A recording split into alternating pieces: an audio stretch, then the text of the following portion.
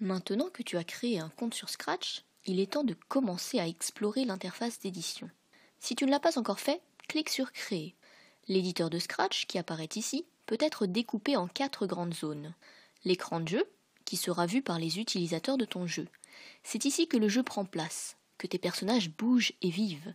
C'est ici aussi que tu pourras tester ton jeu en direct pour voir ce à quoi il va ressembler. Les lutins et la scène, ici. Les lutins, ce sont tous les éléments que tu pourras programmer et animer. Tu pourras ajouter des lutins, sélectionner les lutins que tu voudras programmer ou modifier. Ici, il n'y a qu'un seul lutin, c'est le chat Scratch. Et il est encadré en bleu parce qu'il est sélectionné.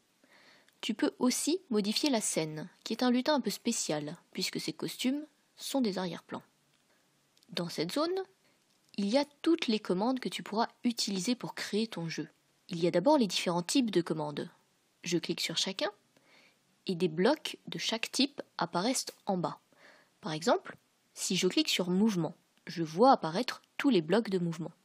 Ces blocs de commandes, ce sont ceux dont tu auras besoin pour créer ton jeu. Chacun d'entre eux fait faire des choses différentes à tes personnages. C'est ce qu'on verra au fur et à mesure des tutos. Et enfin, la zone de code. C'est là où apparaîtra ton code. Le code que tu vois appartient à un personnage. Par exemple, tu peux voir ici l'image du chat Scratch. Ça veut dire que le code ici fait faire des choses au chat Scratch. Pour ajouter des commandes à ton personnage, il suffit de glisser les blocs de commandes depuis la bibliothèque de blocs vers la zone de code. Voilà pour ce petit survol rapide. On se retrouve au tuto 1 pour la suite des découvertes.